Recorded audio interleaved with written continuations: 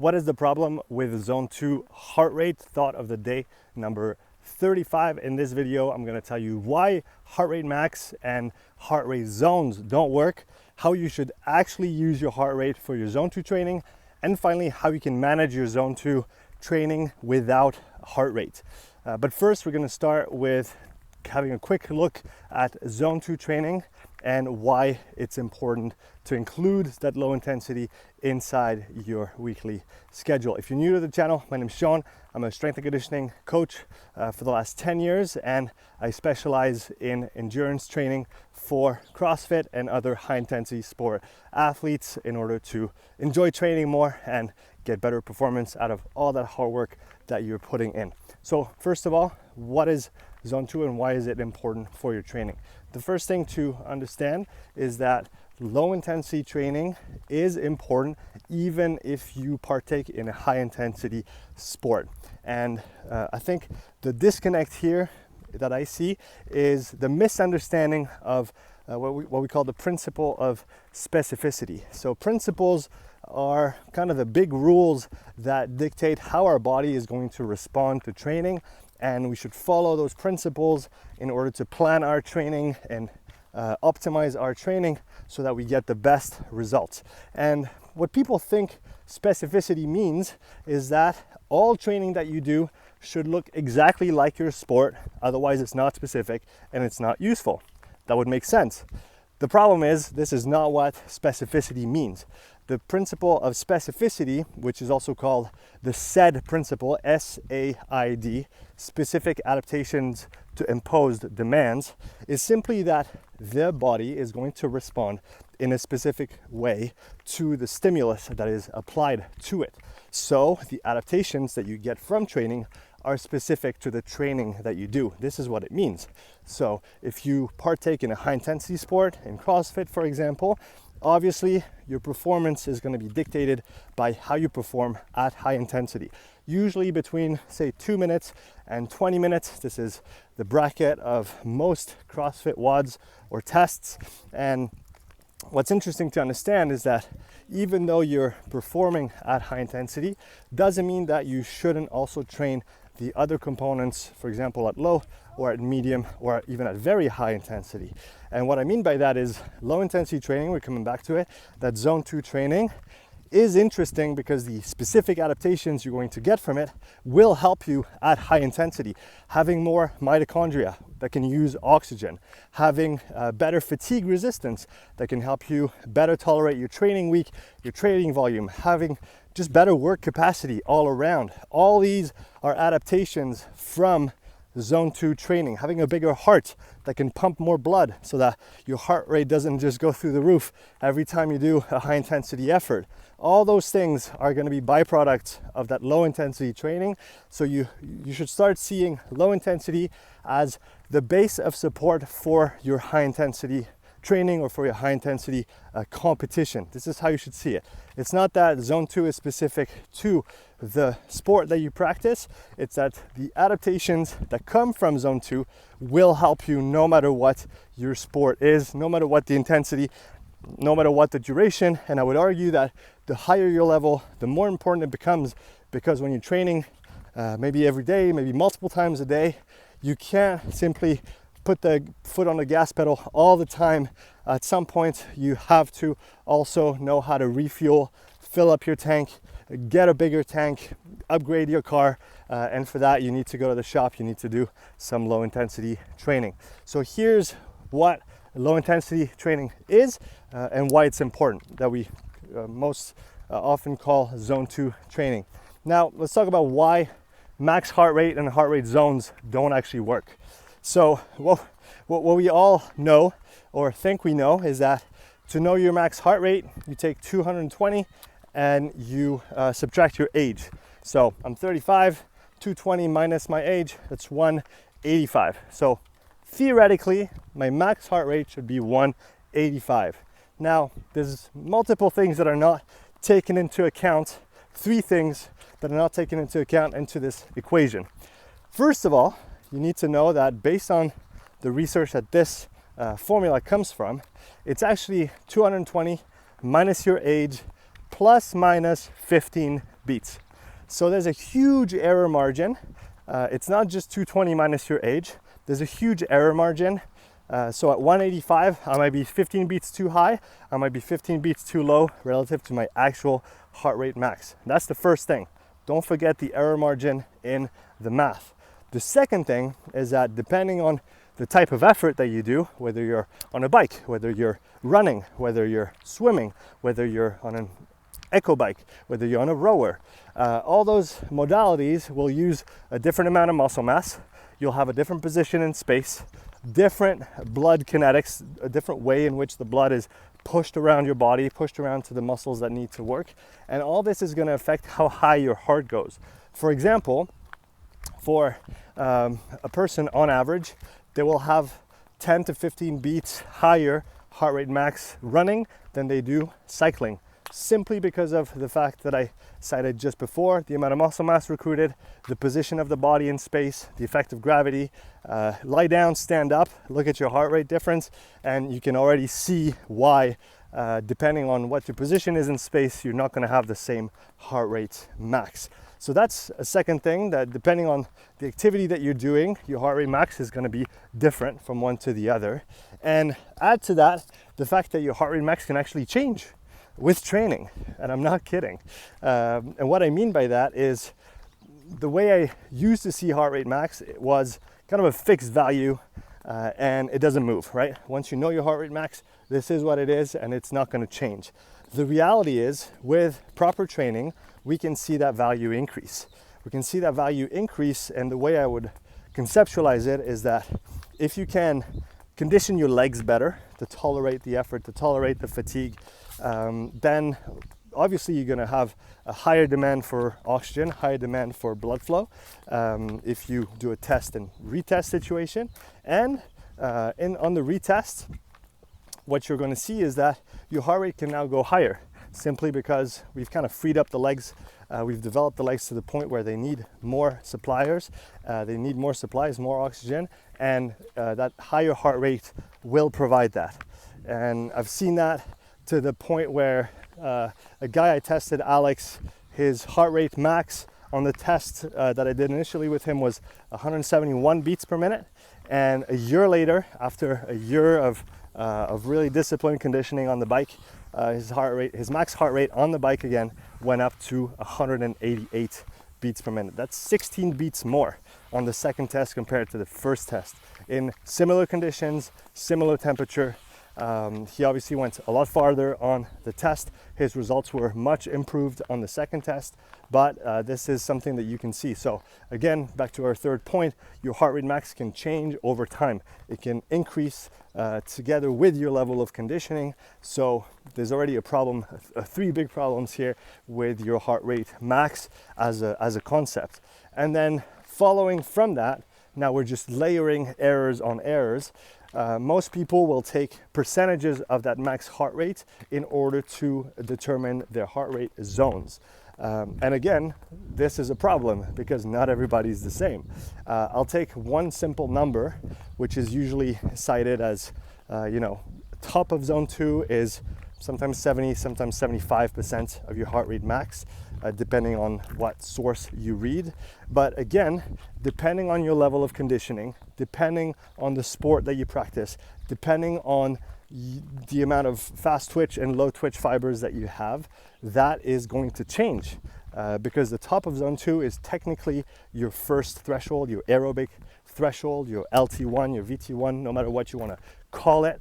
And that first inflection in, for example, in the lactate curve, well, that's going to happen at very different percentages of heart rate max depending on the level of the person.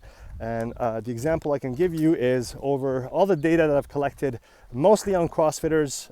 I've got more than 250 tests, physiological tests that I've done with CrossFit athletes over the last few years. And the percent of heart rate max that I find at the first threshold, at the top of zone 2, in a physiological test for that demographic, sits between 55 and 85% of heart rate max. And heart rate max that is not calculated, but that is measured during the test. So obviously we do the test to max or to failure at the end. So, and we look at the maximum heart rate that was expressed during this test, and then we look back at where we placed our first threshold, that transition between zone 2 and zone 3, or between low and medium intensity. And that inflection point will vary tremendously, like I said, between 55 and 80%, depending on the person, depending on the profile, depending on their background, what sports they've done in the past, etc., etc. So if you start from the assumption that heart rate max calculation is right, and then 70% of max heart rate is top of zone 2, well, you might at that point be, 20, 25 beats off of where you should be. If you're very lucky, your heart rate max is actually 220 minus your age right now. But again, it might change with time, and it might be different if you're on a bike or if you're running. And then you might be very lucky and your top of zone 2 might be 70% of your heart rate max. But again, that can change with time, because as you get better, this is going to increase. So these are very, very big problems, in my opinion, with calibrating intensities. And I do not rely on heart rate max calculations, and I do not rely on percentages of heart rate max to establish zones.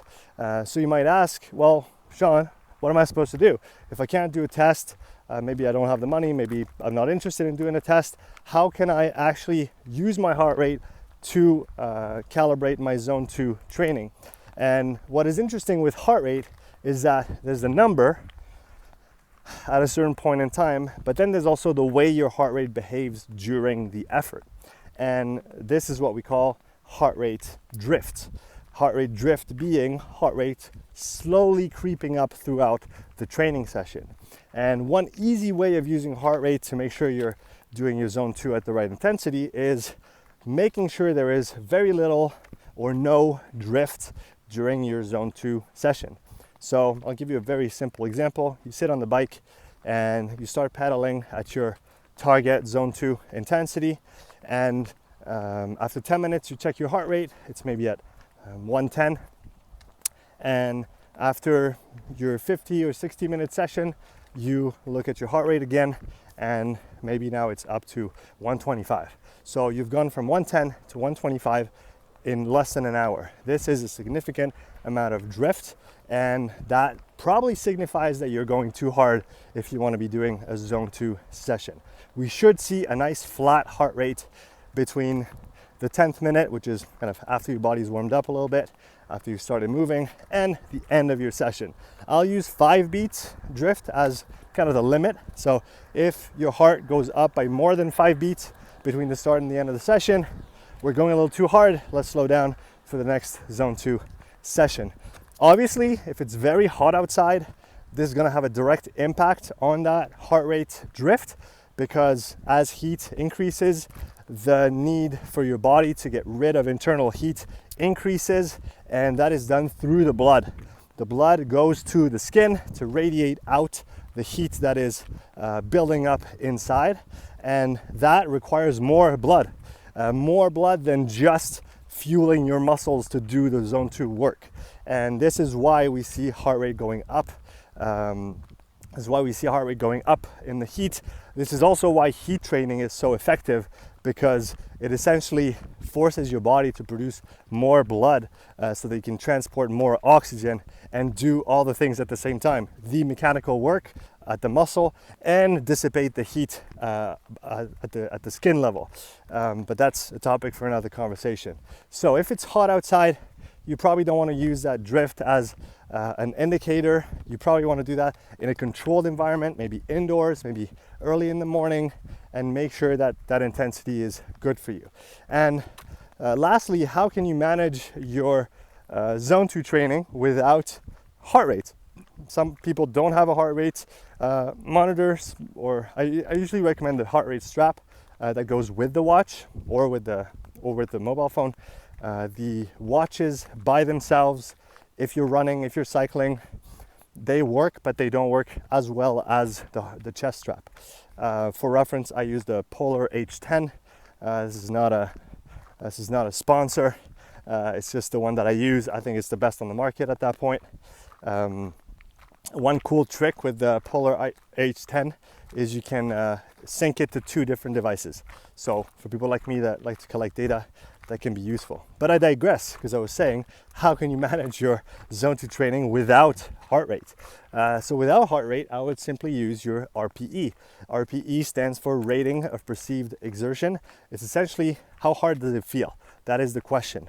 And I can already see some of you saying, but I don't know how to listen to myself. I've never been taught that.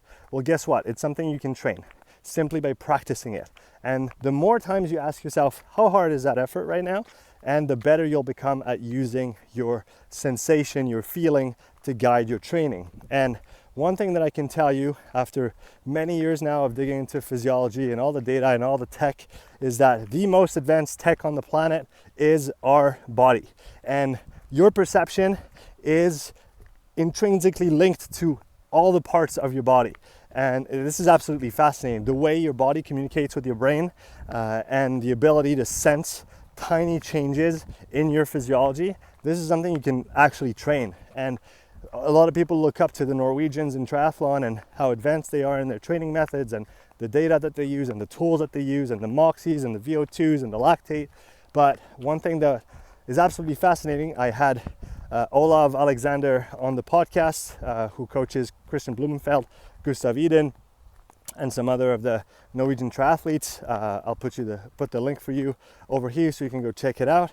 One thing that he said that really kind of made me shift in my way of seeing things is that they use the technology to calibrate their perception better, right? So they don't just go all in on technology and completely disregard the other things. They actually use the technology, they use the data so that they can be more precise with the way that they feel their training, their sensations in training, and their ability to control their intensity and their internal state with that knowledge. And I think this is what we should aim towards. We should aim towards, yes, using the data, but not blindly, because we're not machines.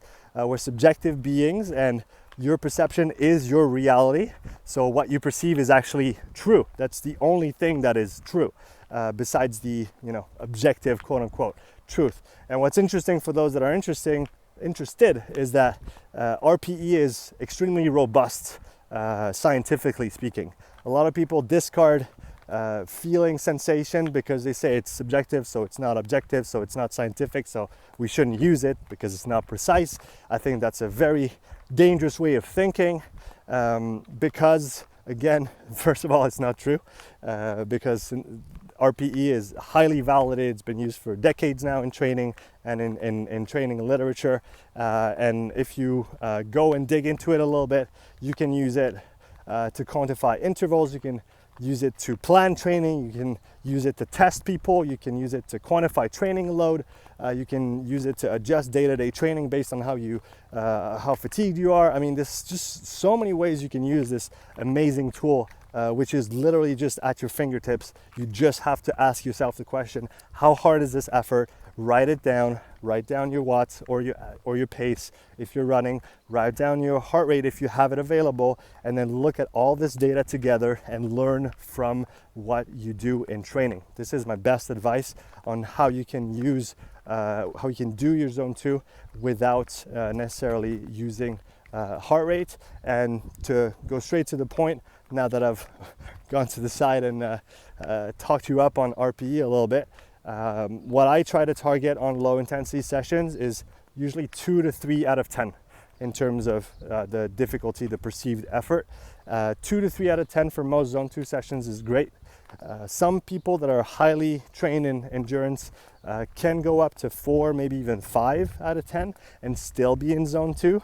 Again, not everybody is built the same, and the higher level in endurance, the higher that number is usually going to get. But to be safe, just do most of your zone 2 training between 2 and 3 out of 10. Sometimes you can go touch some 4s, but honestly, the point of zone 2 is for it to be easy. The point of zone 2 is for you to be recovered from it shortly, and being able to train the next day, do the next training session without the accumulated fatigue. So there's no point in actually pushing your zone 2 too hard. It's only going to take away from other training sessions that you do. So here we go. Fun little video on Zone 2 heart rate and Zone 2 training. I hope you enjoyed it. Please leave me a comment below if you've watched this video all the way to the end. I appreciate your support. We're slowly growing that English channel, and obviously the more engagement I get, the more views we get, the more videos I'll be inclined to make. I really want to keep making those. Feel free to suggest some questions or topics below that you'd like to see covered on the channel. And I wish you a very nice day. Happy training, and I'll see you in the next one.